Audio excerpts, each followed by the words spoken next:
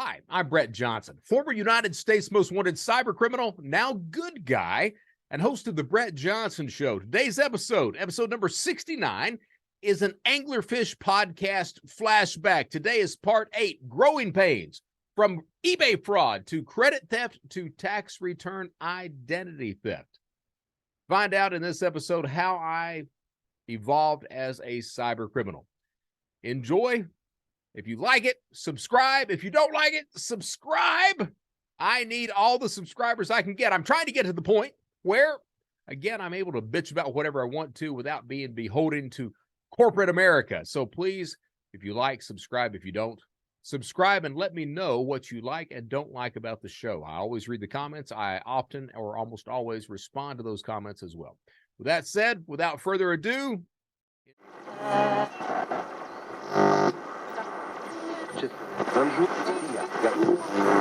At the height of my criminal activity, I stole $160,000 every single week. Tax return identity theft. That's right. You ever wonder why your returns are delayed every single year and who was responsible for that? Look no further than the SOB talking to you right now. I got to where I could file a return once every 6 minutes. I would file returns from Sunday through Wednesday. Thursday, I would take a road trip, plot out a map of ATMs. Friday and Saturday, cash out. Turns out that $150,000 will fit in that type of backpack that you see thrown over the shoulders of kids as they go to and from high school and college. So I had $150,000 in a backpack. I would come home to Charleston, South Carolina. I had a spare bedroom. I would open up the door, chuck the backpack in. And I did that for 10 months out of every single year.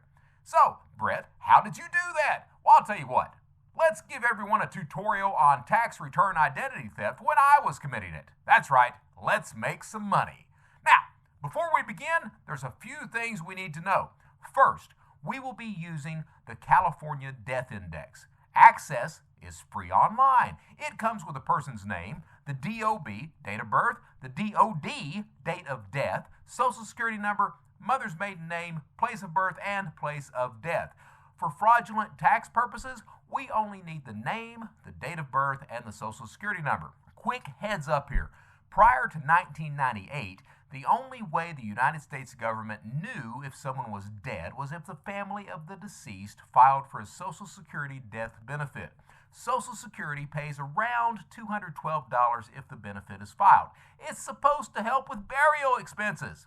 Now, filing for that benefit is the only indication the federal government has of knowing if someone is dead. Prior to 1998, the family had to file for the benefit. After 98, the funeral home could file for it, the hospital could file for it, but 1998 and before that, that resulted in many families not filing for that benefit. Why did they not file, Brett? Well, it turns out they were too sad, too distraught. They didn't think it was enough money. They probably said to themselves, $212? Hell, you can't bury a goldfish for $212. So the result, the feds simply don't know that a lot of people are dead. Also, the California State Death Index is a state database. By law, the feds can't cross-reference a state index. The reasoning for that is pretty simple. Those state records, they're not 100% accurate. They're actually living people listed on the California State Death Index. Now, I'm sure you could imagine what kind of clusterfuck that would be if the feds started calling someone dead who ain't. The feds' inability to cross-reference the Cali Index and then the lack of people filing for that death benefit means that as far as the feds are concerned, all of those people are still alive. So what we need to do is we need to compile a list of dead people from the California Death Index. Now me, I like using the information of people who would just now be entering into adulthood. I always thought it makes it look like the person filing taxes just entered the workforce and they're so young and so vibrant and alive. So the only thing we need is the name, the social security number, and the date of birth. Nothing else. Next, we need to make sure that no one has filed for that aforementioned death benefit on our list of dead people. For that, we need to fire up the Social Security Death Index. That Social Security Death Index is a fairly complete index of everyone the U.S. government knows as dead. Access? Free online. You input the person's PII, the dead person's PII, the personal identifying information, into the Social Security Death Index. if a result comes back. The feds know the person is dead, and we cannot use them to file taxes. If no results are returned, cha-ching, that's a moneymaker. Yes! That list completed. Next, we need an employer identification number. No, not our own. We're going to use someone else's. After all, we are identity thieves. So, we head over to Google and we look for EIN directories or EIN lookups. Now, myself, I was always partial to a site called freeerisa.com. So, head over there and we start pulling EIN numbers. Now, I don't like using big companies or retailers. I like small, local businesses. And whatever state you're saying the list of dead people live in, that employer needs to be in the same state, hopefully the same city. For example, if you say that Joe Napier, who died in 1997, lives at 122 Cottonwood Lane, Muncie, Indiana, then you need an employer from Muncie, Indiana. And I don't use charities or nonprofits. I just say use small local businesses. It works like a charm. Get yourself a list of 20 or 30 of these EINs, and hey, spread the EINs and the dead people out across several states. That way, law enforcement and tax processors can't flag one specific state as potential fraud. Now, for fraudsters, tax season runs from roughly January 15th through October 15th. I've said that before. Yes, filing deadline is April 15th, but the feds give 2 automatic extensions to anyone they owe a refund to. That first extension is mid-August, the second extension mid-October. So committing fraud runs from January through mid-October, 10 months. 10 months that you can make money using people's profiles to steal refunds. I just had to say it again because, you know what? I can go, cha-ching, yay! So now we have the list of names and the list of employers. Next comes the step of figuring out how much each refund should be. And I'm a firm believer of keeping it under $3,000 per return. Why? Well, the IRS doesn't pay as much attention to small dollar returns, so you get a lot more of them approved. Yes, you can file for a $10,000 refund, but there are some problems with that. First, it's a large amount. It's going to attract attention. Next, where are you going to have the deposit sent? And yes, you are going to deposit it because only an idiot has a check sent out. So where, pray tell, are you going to have it deposited? Surely not your own bank account. That's just asking for trouble. Don't believe me? Well, head your ass over to irs.gov, that website, and read over some of the indictments. It's a good source to learn fraud. Also, a good source to learn how people get caught. A lot of the folks there actually got money, but they had it deposited to their actual accounts. What do we call those people? Idiots. All the cops had to do was see where the money went and then go knock on a door. Not bright. So, you're either going to have to set up a fake bank account, which is a lot of hard work and stress. I mean, are you going to walk into a bank with a fake driver's license? I don't think so. They got you on camera, all kinds of shit. Of course, you could set it up online using someone's stolen identity, but here's the problem with that. You've got to have a debit card. You've got to have that debit card sent someplace. Well, Brett, I could obviously have the debit card sent to that person's address and then steal it out of their mail. Yes, you could. Are you brave enough to do that? You know what? I'm going to bet you're not, which means you're going to have that debit card sent to an alternate address, a drop address. Well, guess what? To have that card sent to that alternate address, that address needs to be on that victim's credit report. How do you get it on the credit report? Well, guess what? It's not the easiest shit in the world, so you got to do that too. So are you going to do all that? I don't think so. Fortunately, there is another way. Prepaid debit cards. Turns out, over 40% of all Americans are unbanked. Not to mention all those illegal aliens who cannot get bank accounts. A lot of those people, well, they tend to use prepaid debit cards. They're like virtual bank accounts. You can have your check deposited directly to them, or you can have a variety of government benefits sent to them, like, for example, tax refunds. The only problem is a lot of those cards have daily deposit limits. Those limits tend to be either $2,500 or $3,000. Deposit any more than that, and there's a fairly decent chance your card will be blocked until you call in and explain things. You don't want that. You don't want any human looking at the cards or the deposits. Why?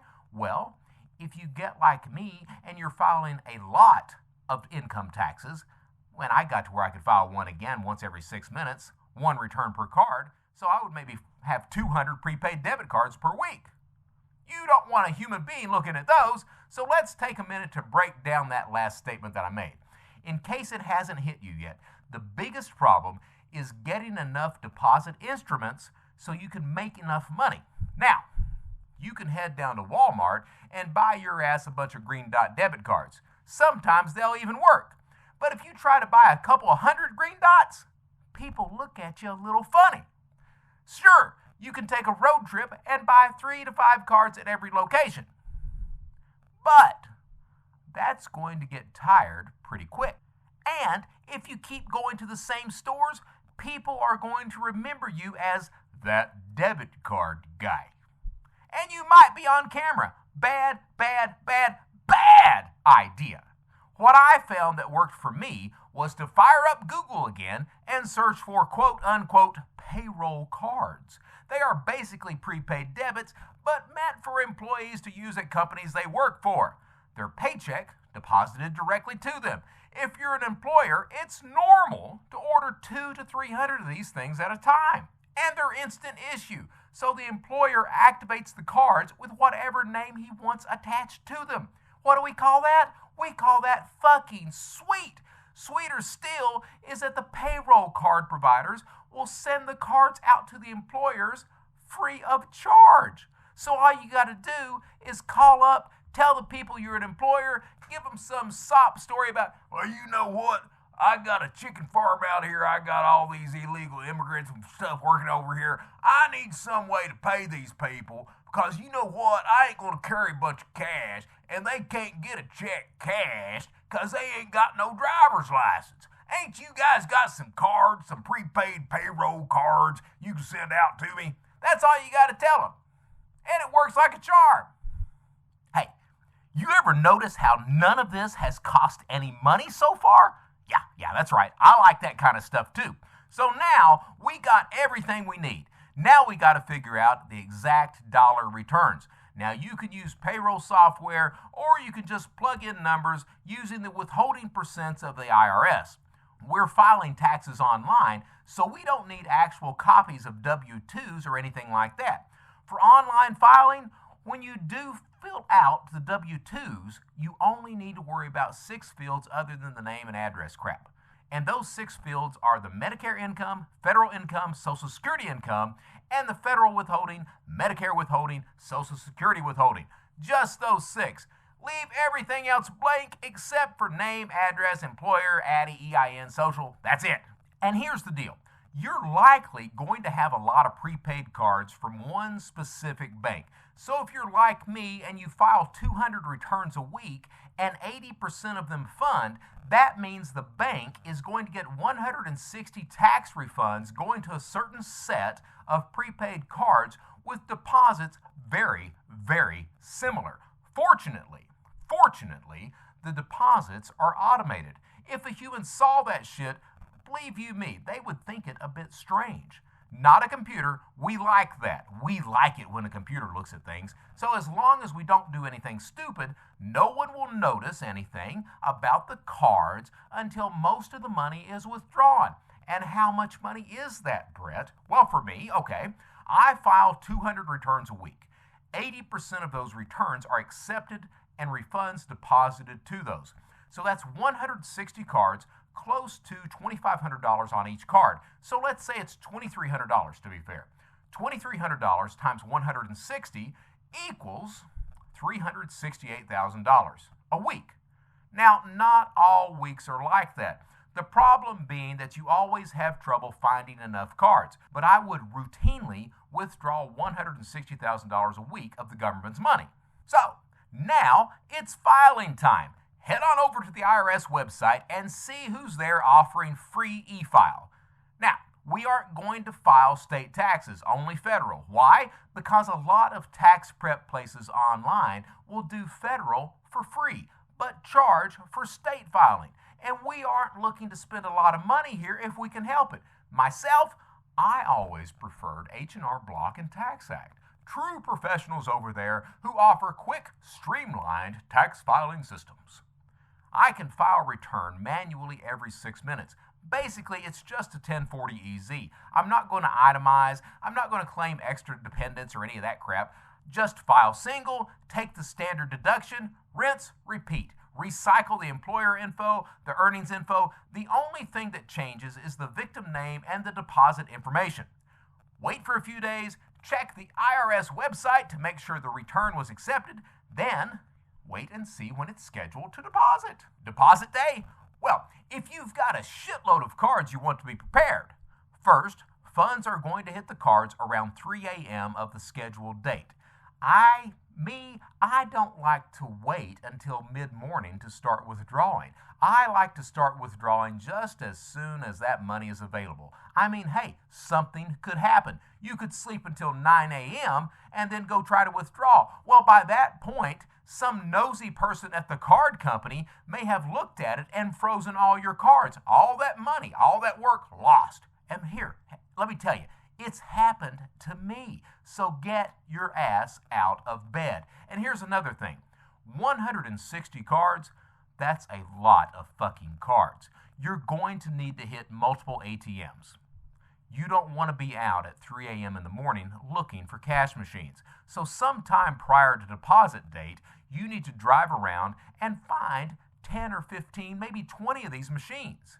You actually need to plot a route you're going to take to withdraw currency. Why? Because withdrawing funds from 160 cards takes a lot of fucking time. You don't want to waste more time not knowing where you're going.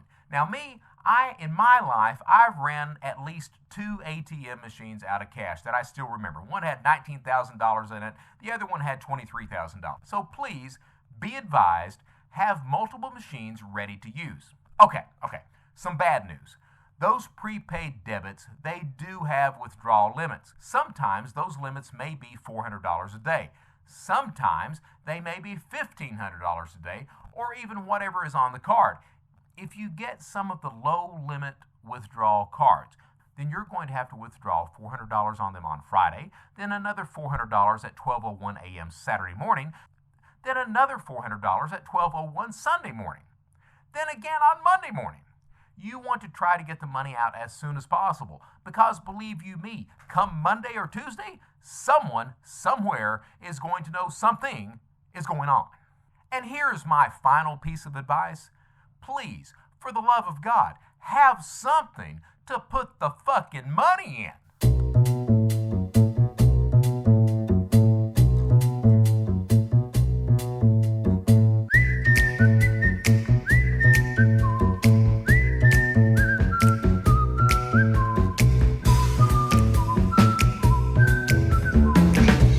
Welcome to the AnglerPhish Podcast, where we visit the darkest corners of our online lives. I'm your host, Brett Johnson.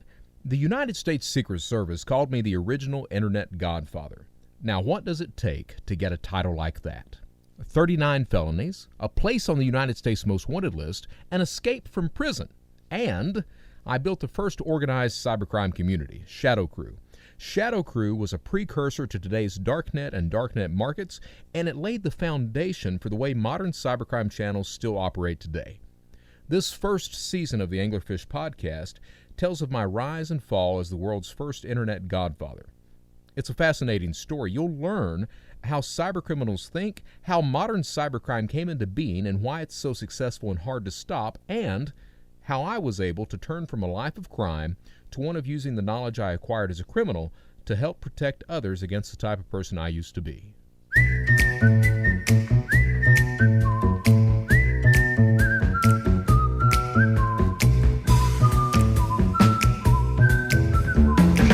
Where did you go to college in Kentucky, Brett? So where did I go to college? I was on the 7-year program. So right? 7-year bachelor degree, that's me. So I started out So I graduated high school at a place called Dills Combs. When I graduated as the top actor and actress in the state. I actually won both awards. Of actress too. Actress too. Well, how'd you manage that? Well, the thing was we were at state competition. We did Neil Simon's The Good Doctor was the name of the show. When they gave out the awards that night, the guy stands up and he was like, look, he's like, there was no really good female actors, so we're going to give both awards. So I got the best actor and actress for, that was 1989 was the year I won that. And I'm to this day, I'm still the only guy in Kentucky who won best actor and actress in the state. So got that, and I had a lot of scholarships coming out of high school, for Berea, Rhodes College, a few other things. Didn't take them because I had found my first girlfriend, that Christy girl I told you about, and I was just infatuated with her. That's my story, Ken, is I've always wanted. It's all about love, man. It's that's the most important thing. I don't care about anything else. I just want somebody to love me. I get it, and next to religions and life insurance, it's probably one of the greatest intangible markets out there. Oh yeah. So I went to the community college in Hazard, Kentucky. It was called Hazard Community College, and I told you the last time we talked that I did a B&E for this baseball card shop, right? Well, I went home and it hit me that was not the first breaking and entering that I did. Oh no, my friend. You see, so I was committing crime under my mom. I branched out on my own, and what I did was, I was at Hazard Community College, and I saw all these Apple Macs, the Mac 2 Pluses and all that they had, and I was like, I wonder if I could get one of those and sell it. Well, back then they had that big Computer Shopper magazine. You remember those? Oh, I remember, yeah. Before the internet. That was it, yeah. So I went through the back of that, and it had several places that would buy used computers. So what happened was I was doing theater at that community college. I hid in the stage room, the prop room, until everyone left the college that night, got out, and stole computers from the inside out. They didn't have any alarm system or anything else, and stole a Mac 2, a PC, a laptop, and a big dot matrix printer. And that was the first real breaking and entering that I did at that point. And I've done so much crime, I didn't even remember it until I went home after talking to you the last time. All right, so you stole these computers and you sold them to this company? Called the company up, told them what I had. They were like, I think it was like $1,500 is what they gave me for it. I was like, yes, we'll ship those out. Well, the shipping on the damn stuff was like $200. So, but yeah, that was it. And I went to that school for I was majoring in literature and theater, was what I was majoring in at the time. But yeah, I was just a rogue, man. No kidding. I'm glad you're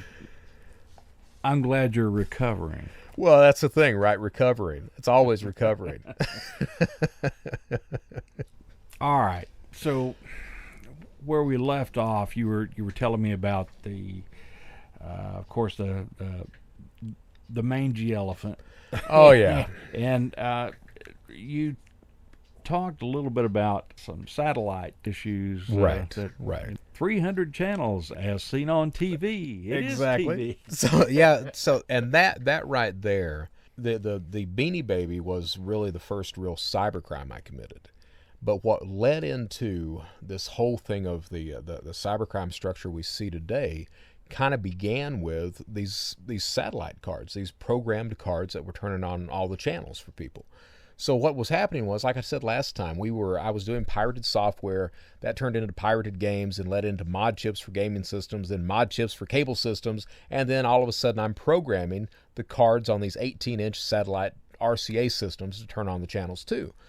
Well, about that same time, up in Canada, this judge up there, don't know what he was smoking, but this judge up there, he rules that it was legal for Canadian citizens to pirate those satellite DSS signals. And his entire logic was, since RCA doesn't sell in Canada, it's okay for my citizens to pirate that signal. So that led to overnight, not overnight, a couple of days. But you could go down to Best Buy, you'd buy an RCA system for $99, you'd take it out in the parking lot rip it open, you'd pull the card out, throw the system. You'd actually just leave the system in the buggy, take the card, program it, ship it to Canada, $500 a pop. Ah. Yeah. So I started doing that, had tons of business. I was at that point in time, you could sell those cards on eBay. eBay didn't have any rules against it or anything else. So I was selling all that I could on eBay. Had so many orders I couldn't keep up with them all. And the straw that broke the camel's back, this one gentleman from Canada, he sends me an order. He wants 10 cards. Well, I'm not about to go buy 10 systems at Best Buy. So I was sitting there going, you know, he's in Canada. I'm down here. Who the hell is he going to complain to? So I was like, yeah, dude, I'll do your 10 cards.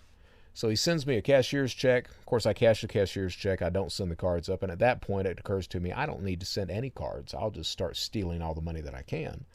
So start doing that. And I guess I was bringing in $3,000 to $5,000 a week just doing that. Got scared because I was like, that's a lot of money to go into a bank account. Somebody somewhere is going to start looking at me. Yep. So I was like, okay, what I need to do is get a fake driver's license, use that fake driver's license, go down to Fifth Third Bank, open up a bank account in that name, and launder all the money through that. Just withdraw it through the ATM machine. Nobody will ever detect Oh, that. no, nobody would see that at all. Yeah, I was not very sophisticated. So I was at UK. Of course, you'd think you'd know where to get a fake ID. Not a clue, man, not a clue. So I get online, start looking around. I mean, I spend hours just trying to find where I can find a fake ID. Finally, I find this website. It was ran by this dude that called himself Fake ID Man. And he offered all 50 states, said they were pristine, could not tell the difference between any of them, anything else like that. So I was like, oh, that's what I need right there. So I sent him $200 by Western Union, sent him my picture. He rips me off. Yeah. Oh, it made you mad, I bet. Oh, You know. dude, I was so pissed I couldn't stand it. You know, I was used to ripping people off, not being the victim. So I get angry, but the problem is that I still need that driver's license. That was the issue. So he can rip me off all he wants, but I still need a driver's license. So I keep looking around, and I find this website called Counterfeit Library. And that website, the only thing it dealt with, it sold counterfeit degrees. They were coming in and out of Hong Kong. And they had a forum on there that was completely defunct. I mean, no traffic on it whatsoever. That was the only website that dealt with anything at that time that was even marginally related to cybercrime. That was it. If you were looking to commit cybercrimes before that, you had IRC, this internet relay chat thing. So that's the only thing you had, which was horrible. You didn't know if you were getting ripped off. You couldn't talk to anybody. It was all bullshit. So that was the only real website that was out. I start going to that forum. I'm the first person on the forum, and the only thing I'm doing is complaining. That's it, just bitching day in, day out. I don't have anything else to do. The next two people, there's a few other people that start trickling in. The two most important people was a guy who went by the screen name of Beelzebub. He was from Moose Jaw, Saskatchewan. And then there was another guy that went by the screen name of Mr. X, and he was from Los Angeles. So me and Beelzebub got to be really good friends, you know, chatting every day, and I would complain, and he would just kid with me and everything else. After about 2 weeks of me just constantly complaining, he gets me on ICQ, this messaging service, sends me a message, and I went by the screen name Gollum Fun at that point. And, of course, it's a Lord of the Rings thing, right? I was going to ask you because I didn't read Lord of the Rings. That's what it was, and I'll tell you how stupid that name is. When I was selling satellite cards, my screen name on eBay and on all these other satellite forums was Baggins Dad, was what it was. So I figured if I was going to be engaged in cybercrime, I couldn't use Baggins Dad because they would associate it with me. But I still liked the Lord of the Rings, so I'm like, okay, not Baggins Dad. How about Gollum Fun? Yeah, it's nothing smart about it at all, right? But Beelzebub gets me on ICQ, sends me a message. He was like, Gollum, I can make you an ID. And I'm like, you can you? He's like, yeah, I can make you one. I was like, well, make me one, send it over. And he's like, no, I'm going to charge you $200 for it. And I'm like hell you are. He's like, I'm going to charge you $200 and you're going to pay it. And I'm like, dude, you're out of your fucking mind. So he's like, and he pauses and he was like, look, man, he said, if you're going to do this as a business, you are going to have to trust people. You have to do that. He said, so I'm going to charge you $200, and you're going to pay me the $200, and I'm going to send you that ID. And it got me so bad, I was like, you know what? And by this point, I'm friends with the people who actually owned Counterfeit Library. I was like, I'll tell you what, I'm going to send you $200. That way, when you rip me off, I can get your ass booted off this website. I don't have to look at you anymore. So I sent him $200, sent him that passport photo. 2 weeks later, 2 weeks, I get an Indiana State driver's license. Name is Stephen Schwecke was the guy's name. Real guy, worked at ADP Payroll. To this day, works at ADP Payroll. And I thought that driver's license was the prettiest thing I'd ever seen. Because it had your picture. Had my picture, somebody else's name on it. And I was not, the thing was I was not educated on fake documents at that point. I didn't know what was good and what wasn't. Now, looking back, that was a marginal driver's license. It was not pristine, all right? If you look at driver's licenses, the way that they were created back then, in order to make a fake one, you would either have to steal a real driver's license or get someone to send you a driver's license. Then you'd sit down with Photoshop and you'd have to create a template by hand. A lot of the times you'd have to create the fonts as well, spend hours doing this, maybe a couple weeks just doing the template, all right? Then once you've got the template, what are you going to print it on? Are you going to do PVC? Well, if you do PVC, guess what? You got to have a PVC card printer. That's either a data card or a Fargo. Those are $2,500 a pop minimum. How do you get them? Well, guess what? Both data card and Fargo know they're used for fake driver's licenses, so you have to go through all these checks, references, everything else to get the damn thing. So that's usually out for most people. Most people are not going to spend $2,500 on a printer and then try to pass the verification checks. So what they do instead, back then, you'd get a piece of Teslin. You'd go down to the art store, buy a sheet of Teslin, this clear paper. You'd print the template on that, put it between two sheets of laminate it. When the heat hits it and it's laminated, that Teslin turns opaque, turns hard, kind of, sort of, maybe, possibly mimics PVC. And that's what most driver's licenses were printed on. So the problem with that is that you didn't have access to all 50 states. Not only that, but you've got the hologram to worry about. Back then, we didn't have multi-spectrum holograms, but you still needed them. So what you'd do is you'd head your ass back to the art store, buy gold interference, and hand make a hologram that kind of, sort of, maybe, if you squinted properly in the dark, would kind of maybe look like multi-spec hologram. And that was it. But all because of that, you couldn't use the same fake driver's license in the state it was issued in, nothing like that. And we sold those things for $300 a piece like they were going out of style. So that's what he had made, was this Teslin ID with a gold spec hologram, everything else. It was marginal. Compared to the driver's licenses of today, it was horrible, just horrible. But I got that, and I was stupid enough to think that it would pass anywhere. So what do? I load up and I use it to set up bank accounts. I launder counterfeit checks through these check cashing places. So they take the driver's license, they run the driver's license, everything else. I was just stupid enough to walk in and see if it'd work, and it did. And started doing all that. And that's what kind of begins here, is Beelzebub was making the IDs. Turned out that Mr. X, he made a very passable Social Security card, because you go down to Walgreens, buy this academic sketch pad. That sketch pad, it looks exactly like the background on a Social Security card. So you just cut it out, use that as print paper. So he started making that. I didn't have any knowledge at all about any of this stuff. So Beelzebub, he wanted to sell the IDs. And he was like, I'll tell you what. He said, I'll sell, Mr. X will sell. Why don't you be the reviewer? That way you get access to every single thing that comes in. You learn how they work, learn what's good, everything else. And that way you can educate yourself. And I'm like, let's do it. And that was, it was kind of like Field of Dreams for criminals. If you build it, they will come. Yep. We started doing that, and the thing was, no one had ever seen anything like that. You had IRC, where you could talk about scams and try to buy some identities, and it was always a failure. with Counterfeit Library, with that forum, and I talked to the owners over there, and they gave me full reign of the forum. With Counterfeit Library over there, we had a vouching system. If I reviewed something, people knew that I had received the product.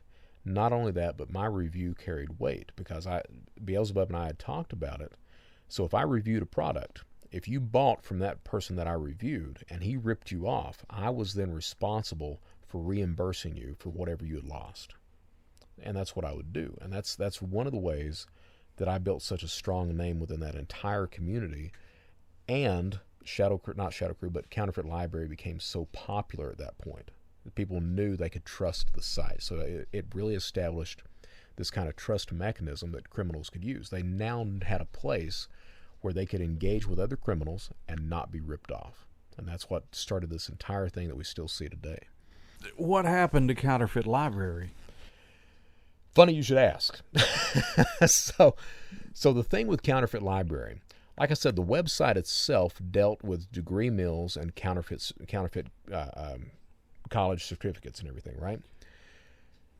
The problem is that at that point in time, this is in the late 1990s, early 2000s. At that point in time, we started to see this big movement for distance learning legitimately. You had Phoenix University, you had all these other colleges that started to offer online degrees, all right? One of the big proponents for that was a guy, I think his name was John Engel. He used to appear on Good Morning America talking about how great distance learning was and everything else. Well, he gets wind of Counterfeit Library, of them offering counterfeit degrees. He gets pissed.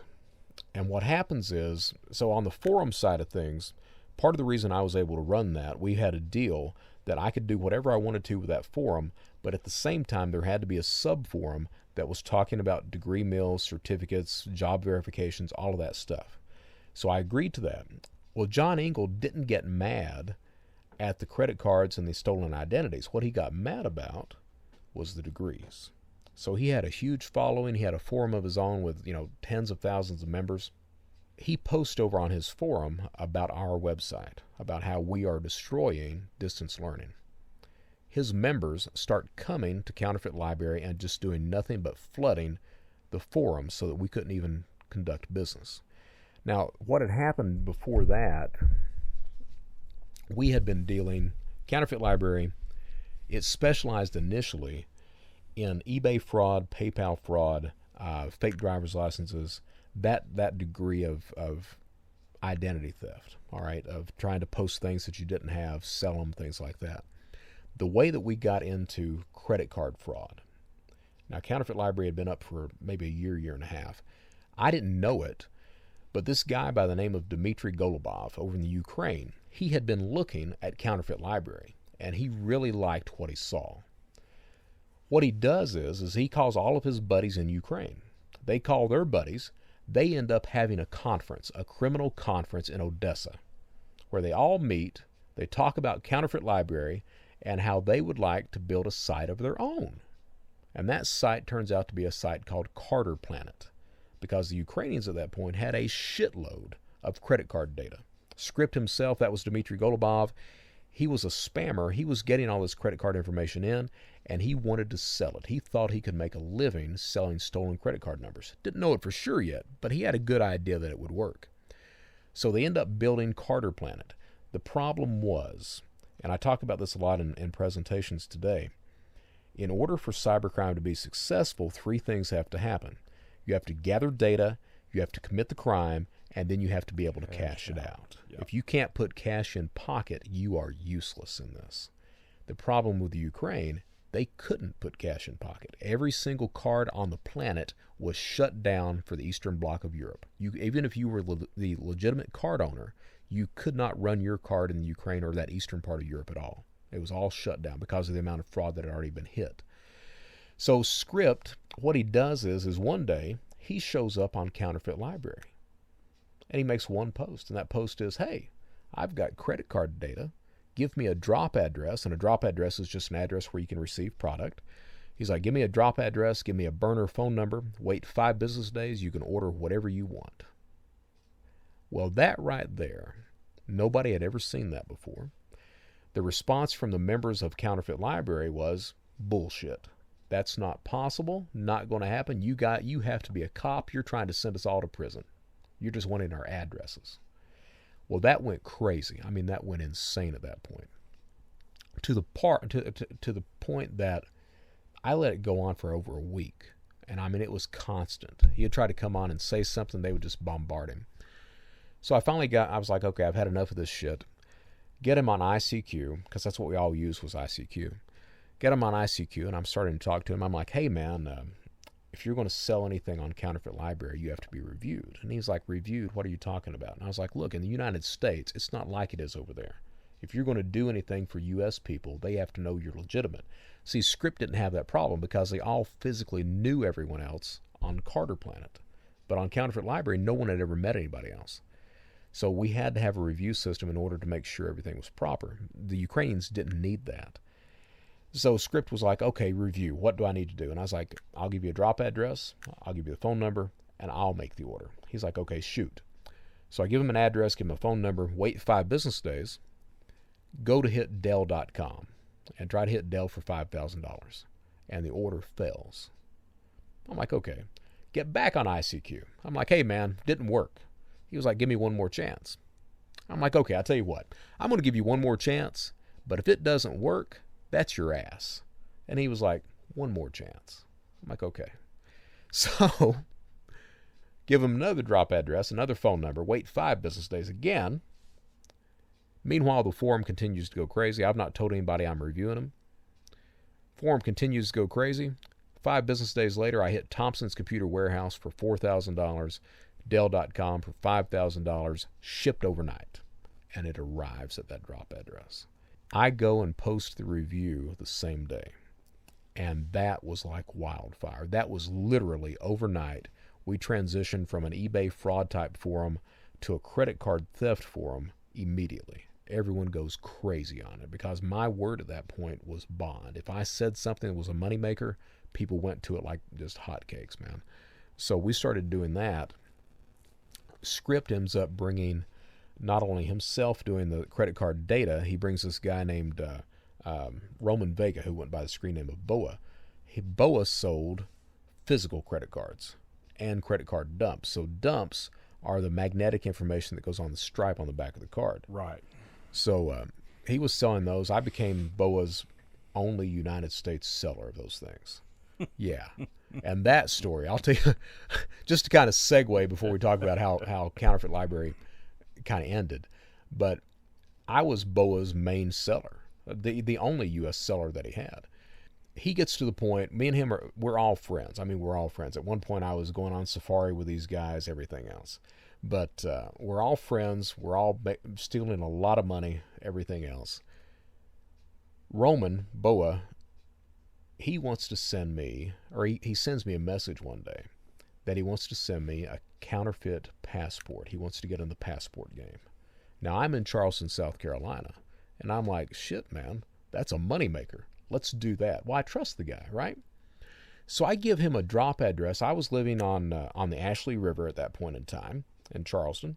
I give him a drop address 2 blocks away because I trust the guy. All right? Empty house. It's a DHL delivery. I've got the tracking number. I know exactly what time DHL is supposed to be at that drop address. I go to the drop address. Now, as I'm driving out of the neighborhood, I pass by.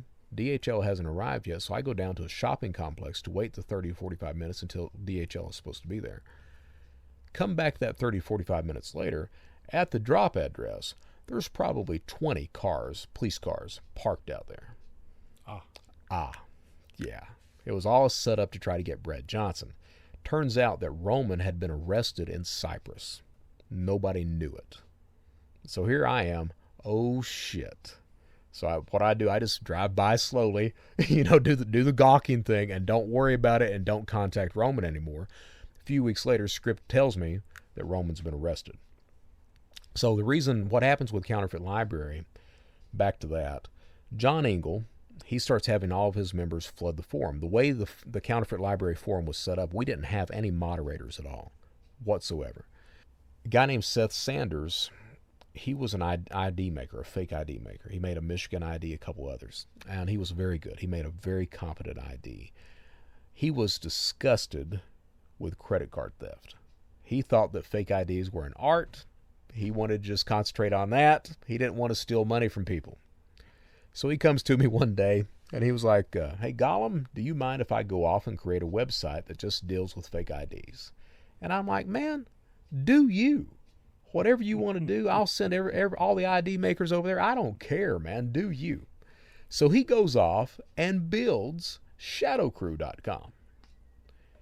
His problem was nobody wanted, the only way they wanted fake IDs was to support the credit cards they were stealing. Yeah. So he gets like 60 members total to Shadow Crew at that point in time.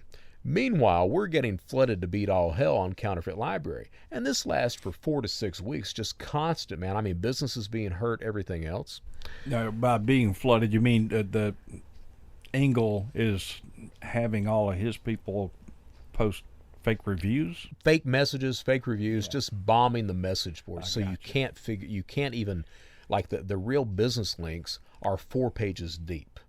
Because you've got the first 3 pages of just bullshit. And that's it. Yeah. So I'm getting tired of it because the way the forum's set up, we don't have moderators. Seth is over there at Shadow Crew. He doesn't have any traffic whatsoever. He comes back to me and he's like, hey, Gollum, why don't you move everyone over to Shadow Crew? We've got sub forums, we've got moderators, super admins, everything like that. He said, I don't have any traffic. And I was like, you know what? I said, I'll tell you what. I'll move over there. You make me super admin. You give me permission to make whatever subforums I want, put whoever I want in charge, and we'll make it happen. And he was like, done. 48 hours later, Counterfeit Libraries forum is shut down. Everybody has migrated to Shadow Crew. And that was the beginning of Shadow Crew right there. In an organized fashion. Very organized. Yeah, because again, I was at one point, Ken, I had my hand in every single transaction that took place on Counterfeit Library. If someone was doing business, I knew who they were doing business with, what they were buying, how much they were buying it for, everything else. Everything went through me. The problem, of course, was becoming that traffic was getting so high, couldn't do it all. So I had to rely on other moderators, everything else at that point in time. But yeah, it was just, I got to the point, today I'm concentrated on being the guy that's not remembered as the guy who stole everything. I don't want to be remembered as that. I want to be the guy that turned things around, right? And, with me, it was, that became my life. I didn't have friends. I didn't have anything like that. My friends were these other criminals because we at least associated with each other at that point. Well, Brett, I'm always going to remember you as the guy who stole things. Oh, yeah. But the guy who turned things around educated me on how to keep myself safe. Well, yeah. And it's an ongoing thing. It is. And it will be ongoing through the rest of your career. Well, that's the thing is I didn't... saving the day. Saving the day. Da-da-da-da. Yeah. With me, I didn't realize, I don't think any of us really knew what we were building at that point. There were problems there, and as the problems popped up, the being able to trust each other. As you get big, how do you scale up so it's not just one person that does everything, but a group of people or a system. So as the problems popped up is when we started to solve those problems at that point by having review systems, by having escrow systems, and establishing that trust mechanism using a forum structure, things like that. So it was all about solving those problems as we came on. We didn't know, I don't think any one of us knew that cybercrime was going to be, a $50 billion a year industry of just committing crime. Not only that, but you've got the security professionals that make billions of dollars a year trying to combat cybercrime. I mean, it's really the fastest growing crime on the planet. And it kind of started right there. I had a very good friend up in Murfreesboro, Tennessee, many, many years ago. He's no longer with us. His name was Dawson Wimsat.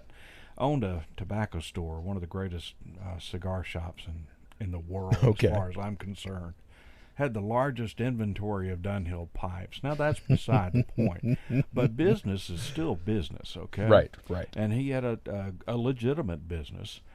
He used to own a chain of crispy chicken restaurants that stretched from Indiana to Florida. So how many did he own? I have no idea how many he owned. Okay. He and his wife, Kay, would travel in a motorhome. Gotcha. And they would just make their rounds to all the restaurants and check them out. He told me several things that were valuable pieces of information and advice over the years. One was, and this one always sticks with me, if you have a restaurant or you have any kind of business and you want to open a second location, right, open at least 2 more instead of 1. So why? So you're forced to hire somebody else to manage, because you can't manage 2 restaurants. You can't manage 2 convenience stores. So you've got to learn to trust people, and you've got to take that risk. That's wild. Yeah, that's wild, because we had... So, at one point, like I said, I was doing every single bit of business there. If someone was ripped off, and the way I ran things on Shadow Crew, not Shadow Crew, but Counterfeit Library, the way I ran things there, like I said, I vouched for someone. So if I vouched for someone, that means I took responsibility for that person. If that person goes on to rip someone off, that falls back on me to reimburse anyone that lost money. And I lived by that. But at the same time, here's the funny thing about that. If someone came in and ripped a member off, yeah, I would reimburse that person that got ripped off. But at the same time, I would go back to the person that ripped the guy off and try to get him rehabilitated and back into the community. Because my thought process was, if you can rip off one of our members, you must know something, so let's get you back in the fold. Now, if I can get you back in the fold, are you going to behave yourself at that point? And more often than not, they would, all right?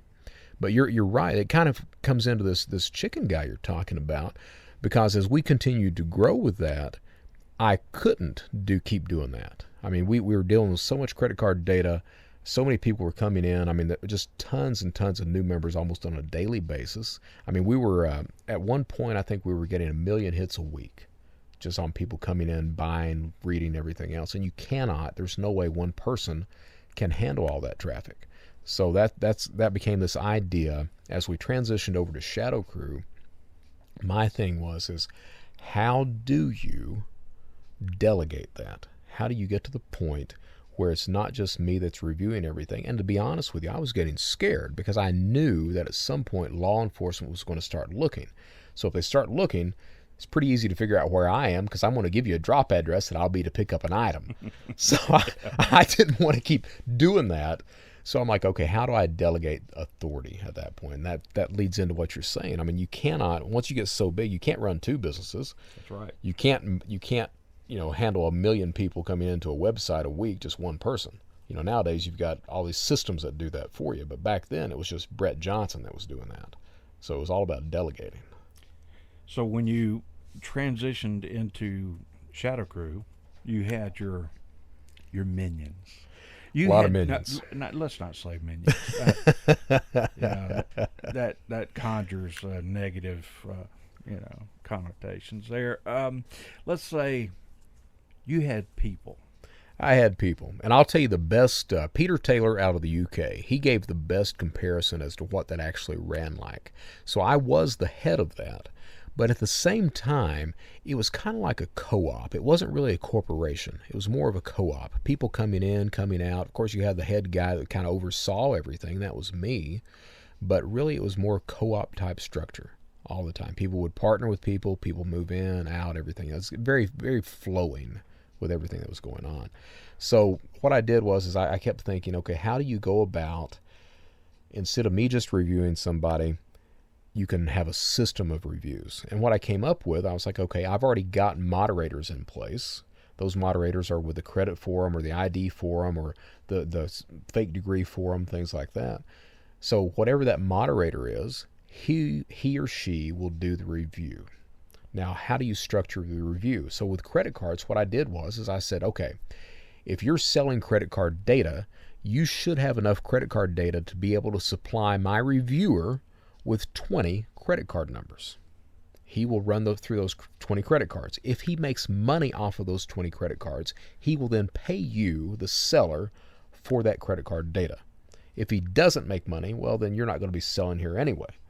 So that my thought on that, and I used to say this all the time, was that if a seller, if a person is engaged in crime, he will continue to supply a product or service as long as it's viable for him to do so.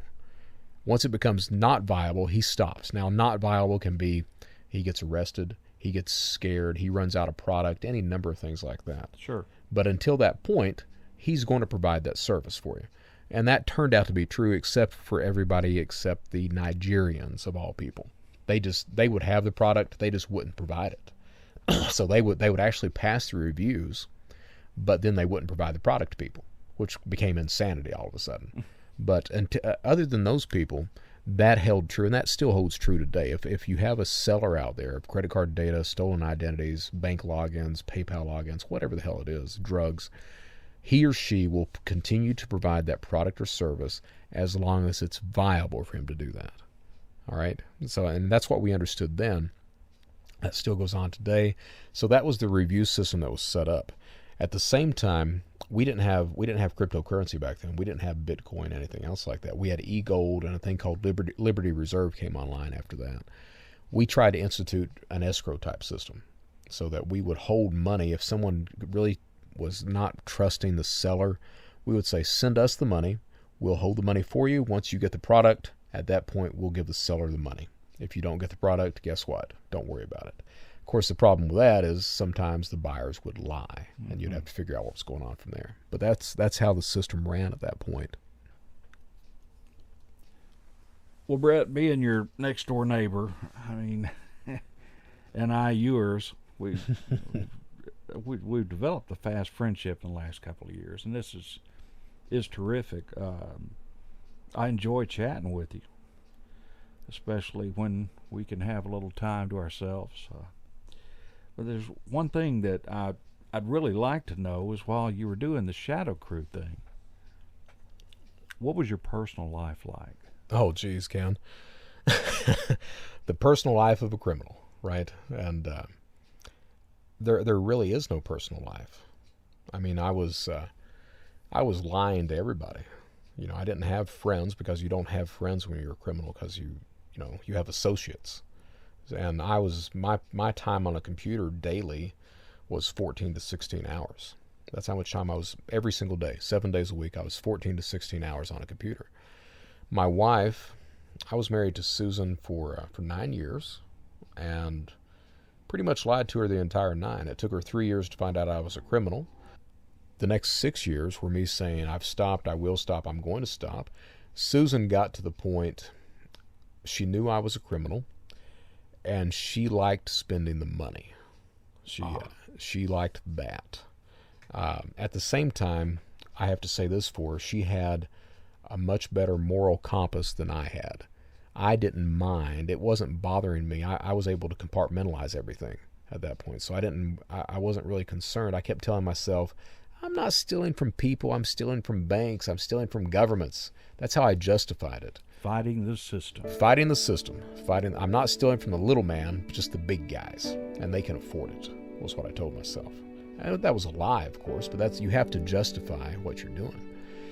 So, my personal life, it was filled with lies, with just going nowhere. I mean, I didn't have a personal life at all. I was just worried about stealing money. And one of the things I found out going through prison, the addicts, and I was an addict at that point of crime, of being online and committing these crimes. But an addict, the only thing an addict loves is the drug. That's it. The addict cannot, and I was the same way, the addict cannot love anything but the addiction. The addiction comes first and foremost. So I put that above my wife, my family, everything else that was going on. And it took me years to realize that.